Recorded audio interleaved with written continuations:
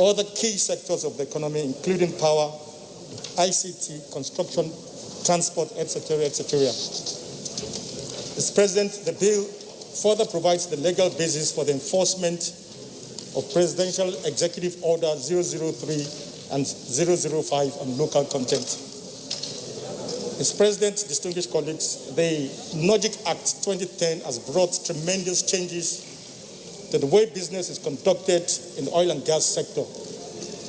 The gains we have made in developing local capacities and capabilities, retaining industry spend, increasing industry contribution to the national GDP, and facilitating access of Nigerian-made goods and services to regional markets have opened our eyes to what we can achieve by providing necessary legal instruments needed for the local content development in all sectors of the economy. Therefore, Mr. President, this bill embodies the legal framework to replicate and extend these principles for development of Nigerian content embodied in NOGIC Act 2010 to other sectors of the economy beyond oil and gas. The executive arm of government, Mr. President, has recognized the importance of local content to its economic growth plan, as clearly demonstrated by the signing of the Executive Orders 003 and 005 on local content by Mr. President in 2019. Mr. President, distinguished colleagues, one question that arose during the stakeholders' engagement in the preparation of this bill was, why not have a single local content law that addresses the entire Nigerian economy? The reason for separating this bill from the NOGIC Act is in recognition of the peculiarities of oil and gas, which remains the bedrock of the nation's economy and needs a specialized legislation compared to other sectors.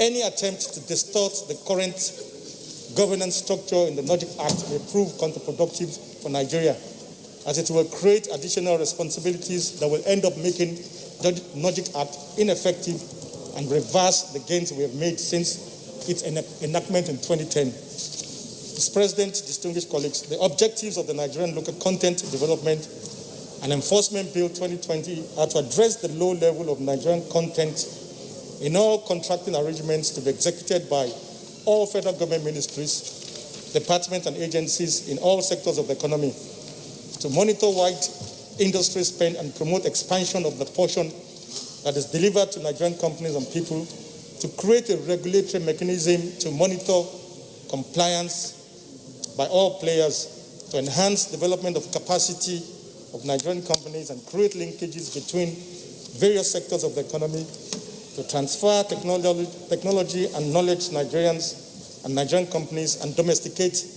production activities in Nigeria. The bill, Mr. President, is structured in line with the following guiding principles. A, it introduced procedures used to achieve major gains in local content implementation in the oil and gas sector. B, it recognizes the fact that government is overstretched with too many agencies and therefore sought to rely on existing structures of government to implement local content. C, ministers of government who are responsible for implementing government policies in the sectors have been given additional responsibility for ensuring local content is achieved in all their transactions. D, a local content development committee is created and headed by the Vice President to drive policy direction on local content. E, the public procurement policy will be relied upon to make local content compliance a requirement for granting of certificate of no objection to procuring entities. F, each sector will be required to set local content targets in its procurement of goods, services, and manpower, and this will be well reflected in procurement planning, advertisement, bid evaluation, and vendor selection. And G, approvals for award of contracts by the Federal Executive Council will, upon enactment of the bill, require a Nigerian content compliance certificate. Mr. President, the proposed bill, when it becomes law, will provide the following socio-economic benefits. 1, reduce capital flights through local production of equipment, machinery, raw materials, spares, chemicals, fertilizer, ICT hardware, and software, etc. B, harness young talents' innovative potentials towards homegrown technology development. C, foster stronger oversight by the legislature on commitment of the executive to promote patronage of locally made goods in public procurement.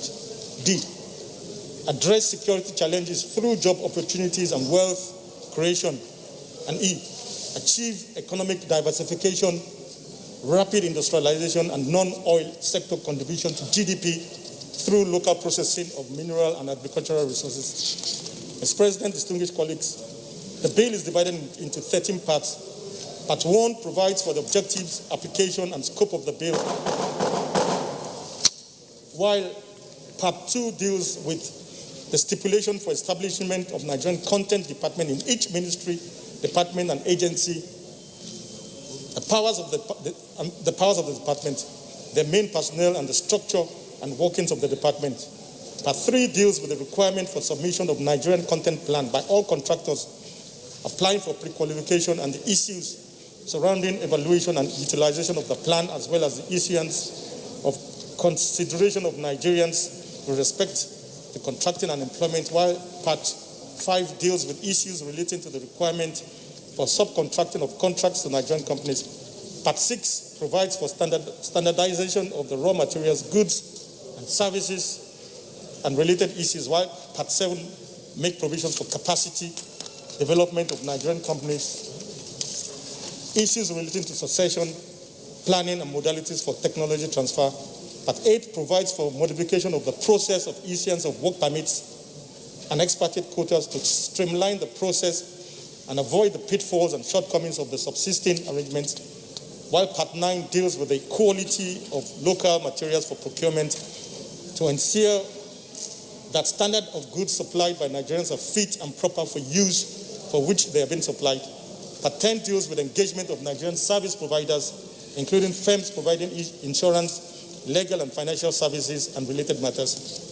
Part 11 of the bill provides for the establishment of the Nigerian Content Fund in each department in charge of the Nigerian content in each MTA, as well as how the fund will be managed and utilized. Part 12 deals with issues related to content development committees and their modus operandi, while Part 13 contains miscellaneous provisions relating to offenses and penalties, education, as well as legislative oversight. In line with our Standing Order 77.3, Mr. President, this bill does not have any financial implication on the government, as the structures for the operations are already in place. Finally, Mr. President, our experience as a country under this COVID-19 scenario has further exposed our weak productive base, and we must all collectively work towards bequeathing a safe and productive country for our citizens. In doing this, we are mindful of cost of governance, and we did not fall into the temptation of creating a new agency to implement local content in the non-oil sectors of the economy. We chose to propose a legislative framework, Mr. President, that enables existing institutions of government to be the implementing pillar of this novel bill. Mr. President, I count on your support and passing the bill. Thank you. First and foremost, I want to commend the promoter of this very important bill, my leader, Senator Teslim Folani. The lead debate, with respect, is well articulated, and I will say that what one needs to do is to urgently urge this Senate to urgently allow this to go for further legislative processing. And I will say, for instance, the challenge that the COVID-19 has thrown on our country is the fact that we need to be self-sustaining in our production. The way we can be self-sustaining is to develop local capacity in terms of manpower development, in terms of utilization of local materials, and in terms of ensuring that our foreign exchange is reserved for what would not be able to produce locally. The challenge of our economy is also that of capital flight, even in areas where we ought to have comparative advantage economically. A situation whereby even at eateries, you have expatriates serving food in our restaurants. You have expatriates doing jobs that ordinary Nigerians can do. Without legislative intervention to address this, we will be doing injustice to our society. And of course, in terms of galvanizing development, we need to ensure that we conserve our foreign resources to be able to address the balance of trade relationship with other countries. So I will say that this bill in itself justifies that. And I will also say that this is also coming from the experience that we have had in the local content in the context of the oil and gas sector. But yes, the oil and gas sector is vital to our society, but a lot of our resources that we even get from oil and gas sector goes to manufacturing, go to areas in terms of public infrastructure. And these resources are just filtered away because of lack of development of local content. I will say that this bill is long overdue and there should be given accelerated consideration and legislative action. Thank you, Mr. President. I rise to support this bill on the Nigerian Local Content Development Enforcement Bill. I'm particularly happy that this bill will take care of transfer of technology. We are to a production economy is if we are able to learn the means of production through science and technology. Most countries have laws against transfer of technology because it's a proprietary issue. They are not allowed to transfer technology. The only way we can get this is what we call know-how transfer, and it's through partnership with companies that want to establish in Nigeria.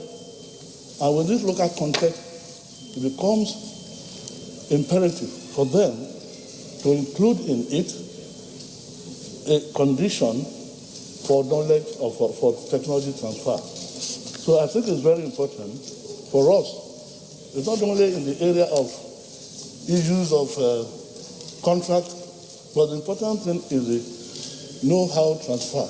And this is how we can gradually become a productive economy. This is what China did. Most of the industries in China are established by the Western countries. But gradually, China mastered the means of production through the technology transfer. And today, that is why people ask, what is it that is not made in China? They have become the largest economy. I therefore support this bill, and I also want to appeal to my colleagues to support the bill. There's a need to extend the enforcement of local content to all other industries. We have seen in this country where foreigners come in, they establish industries, and the tendency is for them to bring content from their home countries. If we do not take steps to safeguard our industries, we are going to have problems. So it is on this note that I'm supporting this bill, because if you look at agriculture, for example, or mining, you find that foreigners come in and they dominate that industry. They bring their own workers from their own country. We have seen this happening in other countries. And if we are not proactive and take steps to protect our industries, then we are going to allow foreigners to take control of our industry. So it is very important, Mr. President, distinguished colleagues, for us to support this bill because it is necessary for us to protect our industries. I so submit. Thank you. I rise to support this bill because of its importance. If you look at the content of the bill itself, it's so nice and well structured in the sense that it is to give the legal framework for the enforcement of the presidential executive order. And if this is done, we believe that the Nigerian engineers that have so far been shortchanged will now have the opportunity to move ahead and technologically advance the country. And this will certainly generate employment. It will also increase industrialization, and then the technological advancement as mentioned. And therefore, the bill is so important because at the end of the day, you find that Nigerians can now have access to their own percentage of the local content, and then therefore continue to introduce ways and methods by which employment will be generated, and then at the same time industrialization will take its place in this country. So I therefore support this one, and I also employ all our colleagues to please support this bill because of its importance. So this bill is well thought out and so timely. When I looked at the title of the lead debate, I was a bit jolted because I did not see the exception of the oil and gas industry in this local content development and enforcement bill. But from the other paper, it is so clearly stated, and I am excited about it. It is very important, my distinguished colleagues. It will be paying lip service to the old talk and gist about diversification of this, our economy. If we continue to focus on oil and gas from time to time. In practical terms, I feel that the development of local content in other sectors outside the oil and gas industry is a practical step that we are taking to ensure that other sectors of the economy, are developed and to make contribution to the growth and development of our national economy. Oil and gas sector is highly technical and professional, sector. And I am happy that we are not lumping up these other sectors with the oil and gas, industry. We are aware that these other sectors are quite young and require appropriate focus and concentration to develop the enforcement. We are blessed as a country, so much blessed with natural resources in the mining sector, in agric, and other sectors. But because we have decided to focus on only oil and gas, that these sectors are not being developed. It is very unfortunate. But I'm happy that in this ninth Senate, our focus is also on the development of the other sectors of the economy. So, formulating a bill on the enforcement of local content in other sectors, I believe, will rapidly transform our economy, develop local capacity in the industrialization of this, our economy, by raising very competent, capable industrialists in other sectors and contribute to the development of the Nigerian economy. It is on this note that I strongly lend my voice to this bill. And I also urge my colleagues to support this lead debate and get it eventually passed at the end of the day. It is in our collective interest, and Nigerians will truly know that we are determined and practically have the capacity and the will to drive this process through. Thank you, Mr. President. Those in favor that this bill be now read a second time, say aye. Those against, say nay. The ayes have it. A bill for an act to enact the Nigerian Local Content Act to provide for the development, regulation, and enforcement of Nigerian content in all sectors of the Nigerian economy except in the oil and gas sector, and other matters related there with 2020 second reading taken. The bill is referred to the Senate Committee on Local Content Development report by within 4 weeks. I rise to lead the debate on the National Transport Commission bill, which was read for the first time in this Alo chamber on Thursday, 28 May 2020. The bill seeks to establish National Transport Commission to regulate and coordinate activities of both public and private service providers in the transportation industry, in accordance with the international best practices for the benefit of a wide spectrum of interest, groups, and stakeholders. Mr. President, distinguished colleagues, the transportation service sector in Nigeria has been largely uncoordinated and lacking in direction for decades, the somewhat chaotic business order which hitherto prevailed in the sector has resulted in the perpetration of all manners of violation, which have manifested in several adverse effects on the national economy. Huge capital flight, collapse of industry, the rendering of poor quality services, and blatant perpetuity of other unfair trade practices. The proposed National Transport Commission Bill is an instrument designed to establish the regulatory framework for the operation of Nigerian transport sector as an economic regulator. The main responsibility of the economic regulator in this industry will be to play a leading role in the transport regulatory reform nationally and to protect consumers of transport service by ensuring that the services are fairly priced, available, reliable, and safe.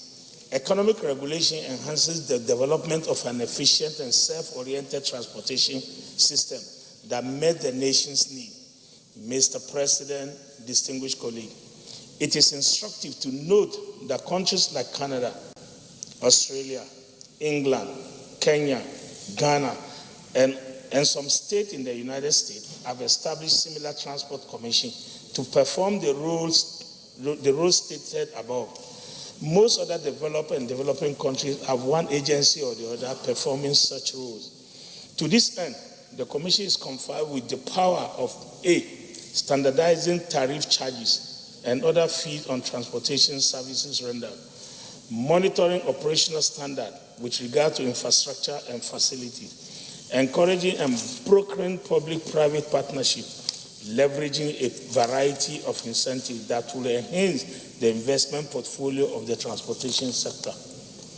For the purpose of accomplishing this duty imposed on the proposed commission under this bill, a directorate is established for each of the core aspects of the transportation sector and proposed regulatory regime.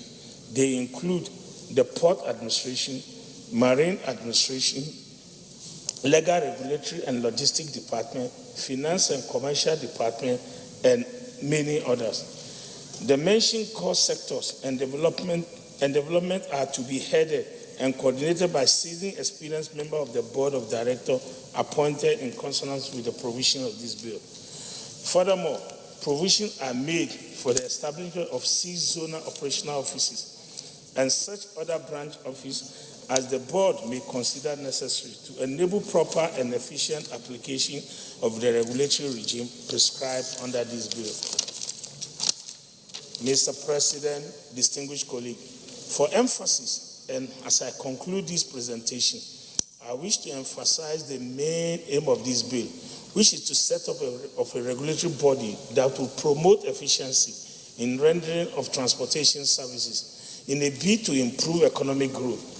Its purpose is to create a level playing field for all investors and participants, including casualty of past inefficiency within the transportation sector and birth of a new business environment where renewed zeal, vigor, spirit, and determination to succeed in participants will be the norms. A central body outside the ministry is needed to develop and implement regulatory and code, financial as well as operational, to govern and guarantee effectiveness, efficiency in the sector. The civil service structure, with its tendency of red tape, has never been the ideal vehicle for driving dramatic populist change in a society like ours, which is desperately in need of developmental. That is why a special purpose vehicle responsible to the ministry but not directly controlled by it in the mold of this commission is better placed to make the desired and sustainable impact in the shortest possible time. In line with Senate Standing Order 77.3, after the passage of this bill, the commission will generate more funds and provide employment opportunity for its citizens. Finally, Mr. President, distinguished colleagues, I urge you all to give your support to this bill. While this is not appropriate time to look back in reproach, it is most certainly the time to look forward to an era of prosperity for allied services and businesses in transportation sector. Our support of the proposed commission must result in the coordinated and easy movement of goods and services around the country, which must in turn result in the economic development of this nation. The passage of this bill will display unflinching commitment to this Senate to lending critical thought and consider action towards repositioning the Nigerian transport sector for growing challenges in the 21st century. Mr. President, I need to inform you that this is one of the two bills we passed at the last assembly, and the President sent it back for us to amend some clauses, about 7 or 8, which you set up a committee on it, which the clauses have been amended together with the Judiciary Committee. I so move. This is not a new bill. This is one of the economic efficiency and regulatory.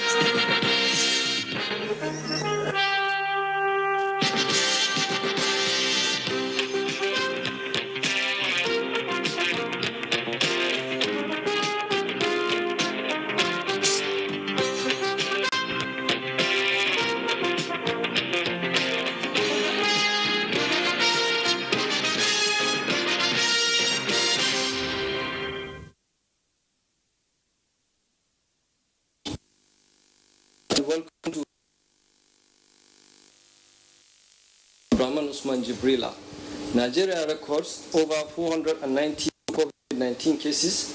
Humanities on ending need for production and consumption threatened the ecosystem. Bill court sitting in Abuja affirms suspension of Comrade Adams Shomole as member and national chairman. This and more on Panorama in just a moment.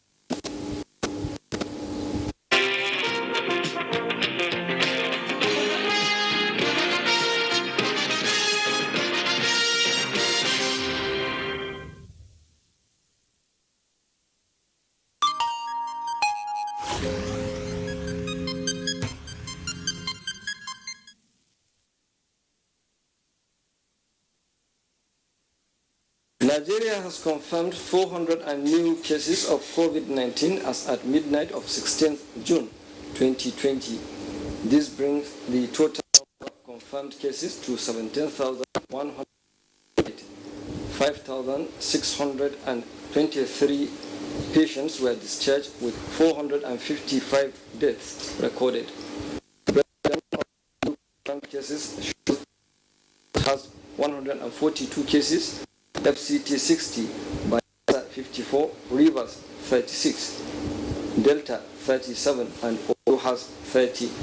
Others, Kaduna with 26, 23, Enugu 19,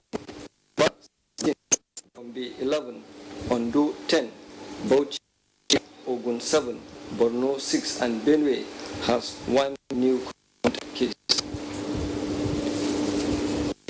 In a bid to mitigate the country, health professionals in 3 states comprising and Zamfara states are to come up with a monitoring and peer review mechanism to support the implementation of health development in their domain. This came to the fore at the regional consultative of the 3 states held at the Senate Chamber, Usman Danfodio University, Sokoto. We apologize for the freezing pictures from Sokoto. We'll now take over Panorama from Abuja. Permanent Secretary, Ministry of Special Duties and Intergovernmental Affairs, Festus Daudu, has advocated synergy between the public and private sectors in tackling the coronavirus pandemic, as government cannot fight the scourge alone. Receiving a hand washing and sanitizing equipment donated to the ministry by the International Institute of Certified Forensic Investigation Professionals, the Permanent Secretary extolled the ingenuity of Nigerian youths through local inventions to combat coronavirus. With this challenge now, our youth have been exposed to come up with their own initiatives in the fight against COVID-19. It's a collective fight, and I believe that together, if we put all our efforts together will be able to come out victorious. This hand wash and sanitizing machine, use with your foot. You press the soap, you get the soap, you press the water, you wash your hand, and you sanitize your hand, and poof, you go. There is nothing like hand contact in the process. So it's safer, beautifully done by a Nigerian youth, and we found it very important and key to promote Nigerian youth. The Institute says more of the equipment will be distributed to other federal ministries as part of its corporate social responsibility to support the fight against COVID-19. The federal government has threatened to sack all striking National Association of Resident Doctors who failed to report to work on today, as the ongoing reconciliation meeting ended in deadlock.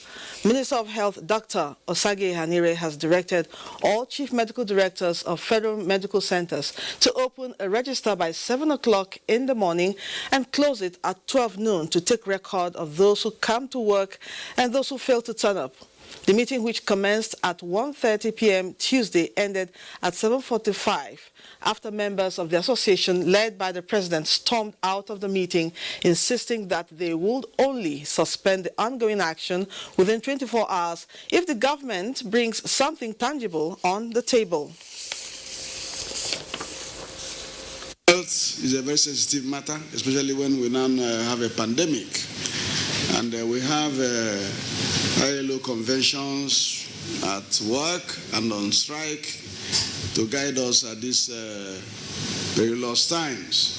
So the Minister of Health will speak because we have to put up some ad hoc arrangements. The government has to put up some ad hoc arrangements to preserve the people of Nigeria. The resident doctors have told us that they are not going to be returning to work very soon until certain other conditions are met, and we are not sure that they will not continue extending the goalpost every time we try to reach a solution. Therefore, certain steps need to be taken to protect citizens, particularly those who are in hospital, and most particularly those who are looking for emergency service and those who are in intensive care for COVID-19. Humanity's unending need for production and consumption continues to threaten the well-being of natural ecosystems. World Desertification and Drought Day is therefore initiated to create awareness on global efforts to preserve land and its resources. NTA Fineface reports. Human population is growing steadily, and with increasing population comes increasing demand for land to produce food, animal feed, and fiber for clothing. In our quest to meet up with these demands, land resources continue to be exploited and degraded at unsustainable levels, causing damage to the ecosystems and biological diversity. Now, over 2 billion hectares of productive land are said to be degraded, while human activities have led to the transformation of over 70% of natural ecosystems. To mitigate these, the United Nations set aside 17th of June every year as World Desertification and Drought Day. The year's event focuses on the intense human activities and unsustainable method of production and consumption to meet the demand for food, feed, and their impact on the limited land resources. In Nigeria, the federal government is implementing policies like the planting of 25 million trees to restore degraded forest covers and protect livelihoods of people who depend on the land for survival. We raise the seedlings, and we also acquire seedlings from other agencies and from organizations. We should have enough to plant the 25 million and even beyond by the grace of God before the end of this year. We are working with the state government. They are giving us a lot of cooperation. Some of them are taking seedlings from us, planting and maintaining those seedlings, even private organizations, schools. The Great Green Wall project of the Federal Ministry of Environment is also making impact in checking desert encroachment in 11 frontline states of the country. Particularly in northern Nigeria, where land degradation is so much affecting the socio-economic activities of people. We believe that the more trees we have, the better soil we have, the better agricultural production we have, the better means of livelihood for the people living in those places, because trees and other vegetation protect the soil. It protects infrastructure in the area. Nigeria, like our counterparts the world over, is promoting public awareness and advancing strong community involvement to achieve land degradation neutrality, which is at the core of the 2020 commemoration of World Desertification and Drought Day in Abuja on NTA Fine Face. NTA News. Meanwhile, Governor Rotimi Akeredolu of Ondo State is seeking the blessings of residents of President Muhammadu Buhari as he seeks the renewal of his mandate for a second term of office.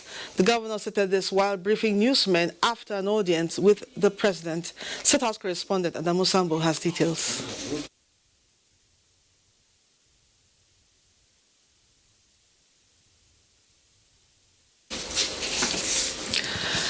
We apologize for that. We'll now take a break. We'll continue afterwards. For now, the best and most efficient way to avoid getting infected is through regular hygienic and sanitary practices, as well as social distancing. As individuals, we remain the greatest weapon to fight this pandemic.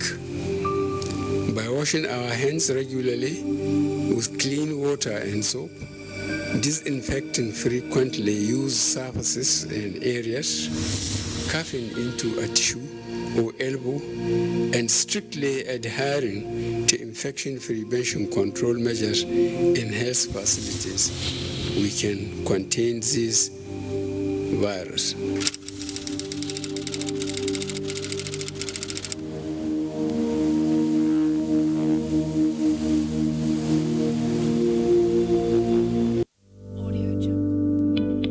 Coronavirus is real. Steps to avoid this pandemic. Wash your hands regularly or sanitize your hands. Keep social and physical distancing. Avoid crowded places. Stay at home unless absolutely necessary. Don't touch your eyes, nose, or mouth if your hands are not clean. Avoid the spread of coronavirus. Coronavirus is real.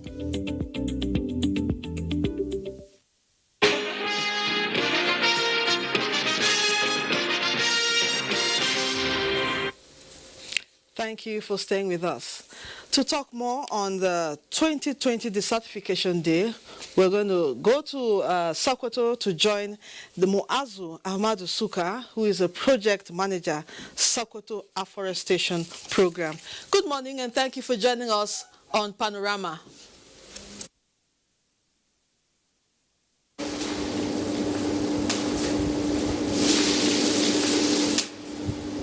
Panorama. Okay, now we want you to talk more about the 2020 Desertification Day. How challenging is desertification in Nigeria?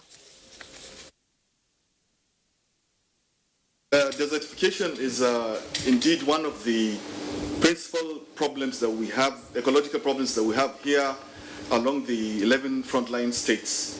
Desertification and drought. In Sokoto State in particular, out of the northern local government areas that we have this project that passes through the corridor, some of those local government areas now have been affected by banditry. So it's one of the challenges that we're having right now.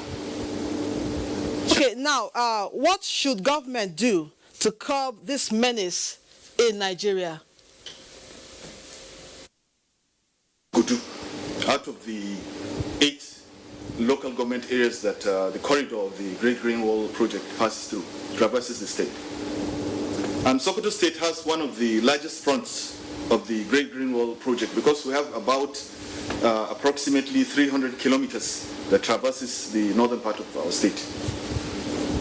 Okay, now, I don't know if you heard my second question. I was asking you, what do you think government should do about this menace of desertification in Nigeria?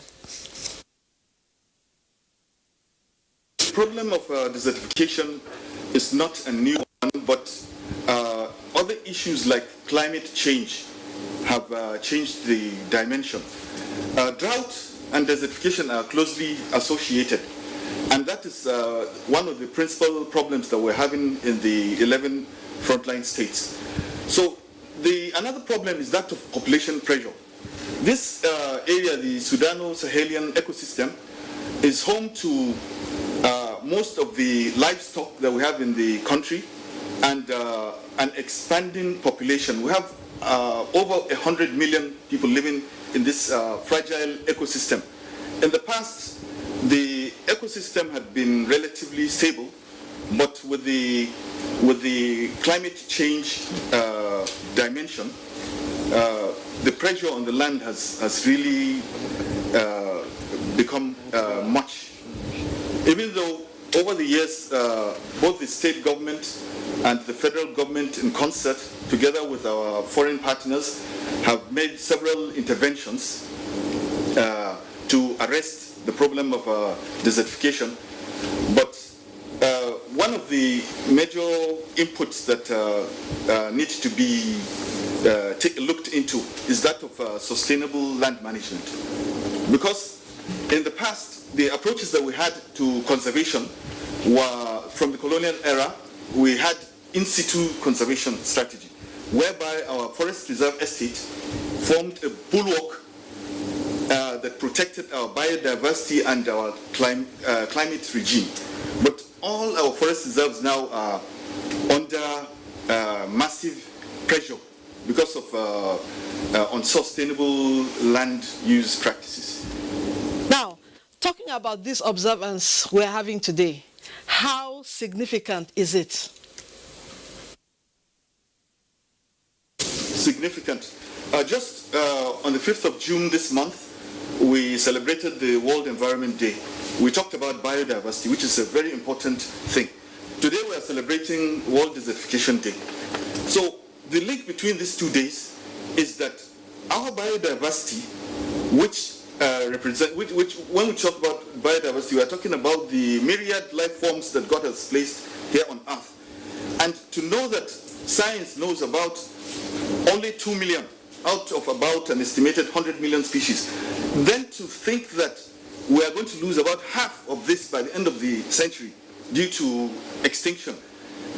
And this crisis is caused by ecological problems like desertification, for example. So it's really a huge thing. And World Desertification Day is to create awareness about the dangers that we're now facing globally.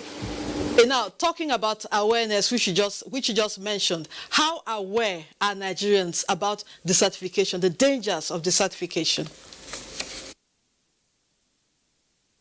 It's not just about awareness. The media have done a very good job. I must commend NTA in particular for your Panorama flagship program. But the problem is those people living in these areas that are prone to desertification have problems of poverty. That's the reason why projects like the Great Green Wall Project target these vulnerable members of society through some programs that will kind of bring down the level of poverty. So it's about choice. They don't have choice. So they have to use the natural endowments that we have without thinking about the consequences. Then, of course, earlier on I talked about the expanding population and the pressure on this fragile ecosystem that we have. All right, thank you so much for joining us on Panorama. We've been talking with Moazu Ahmadu Suka, who is the project manager, Sokoto Afforestation Program. Thank you for coming on Panorama. The Court of Appeal sitting in Abuja has affirmed the suspension of Comrade Adams OSHIOMHOLE as a member and national chairman of All Progressives Congress, ruling on the interlocutory appeal filed by Comrade OSHIOMHOLE. The appellate court upheld the decision of the Federal Capital Territory High Court delivered by Justice Dankami Senchi, which in March ordered the suspension of OSHIOMHOLE as well as restraining him from parading himself as the national chairman of the party. In a unanimous judgment in the first appeal delivered by Justice Eunice Onyenaman, the court held that the FCT High Court had territorial jurisdiction to have entertained the suit as it did. The court also withdrew his rights and privileges as national chairman of the party, including his security details. The appeal court predicated its decision on the grounds that Comrade OSHIOMHOLE, as the first appellant, is based in Abuja, while the APC also has its national headquarters in Abuja. In the judgment on the second appeal delivered by Justice Mohammed Lamido, the court disagreed with Comrade OSHIOMHOLE that their right to fair hearing was breached by the trial court. Justice Lamido further said that there was no basis for the two appellants to hold that they were denied fair hearing during proceedings at the FCT High Court. It further held that the suspension of Comrade OSHIOMHOLE from Ward 10 of Etsako, local government of Edo State, was ratified at the ward, local and state government level as required by law. And the identity of those who suspended him were not in doubt because, in their unchallenged affidavit, they made it clear that they were party members and officers of the party. Therefore, the appeal lacks merit. Comrade Adams OSHIOMHOLE and the All Progressives Congress are the appellants in the two dismissed appeals. Meanwhile, National Working Committee of the All Progressives Congress says it has received the news indicating the appeal court has upheld the suspension of the party's national chairman, Comrade Adams OSHIOMHOLE, by an FCT High Court pending the determination of the substantive suit. The party's National Publicity Secretary, Lanre Issa Onilo, in a statement said, APC is guided by advice from the party's legal department in line with the provisions of Section 14.23 of the party's constitution, and that the Deputy National Chairman South, Senator Abiola Ajimobi, will serve as the party's acting national chairman. According to Section 14.23 of the APC Constitution, the Deputy National Chairman North-South shall act as the national chairman in the absence of the national chairman from his zone. A delegation of security service chiefs has arrived Katsina State and about now holding closed-door meeting with Governor Aminu Masari on the lingering security challenges in the state.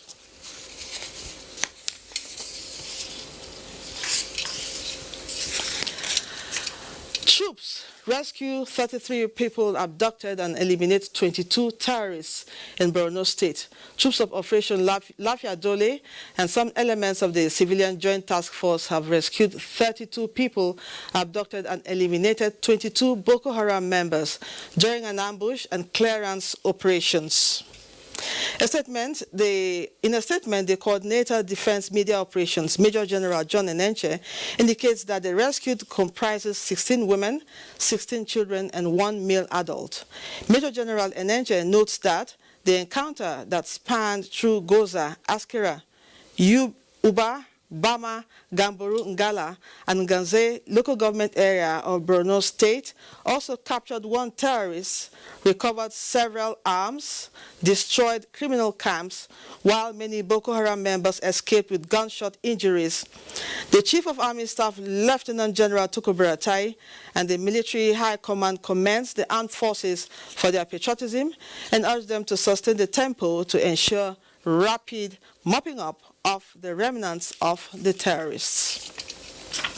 Sports is next. English Premier League set to resume on Wednesday. Tamara Abiwe brings us more on sports updates.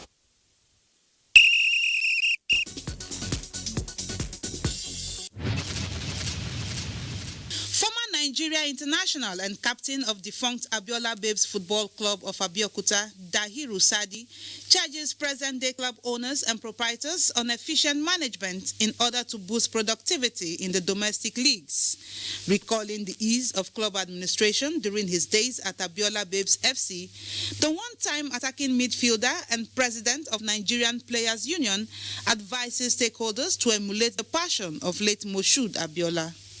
We really missed him because and in terms of welfare for players and officials, I think it's the best. That's the best club to play for. We have a lot of package for players and officials. One of the packages then was once you have injury, all the injured players are taken to Germany. In Europe, the English Premier League returns on Wednesday after nearly 3 months of stoppage due to COVID-19 pandemic, with Manchester City and Arsenal set to renew rivalry at the Etihad, while Sheffield United visit Aston Villa. Both of the teams have been off for a very long time, so one cannot even know the fitness level of each of the team. But it will be definitely going to be a tough match. Or this and this. It's a 50-50 situation. Matches are to be played behind closed doors amid COVID-19 concerns. Tamara Ebiwe, NTA News.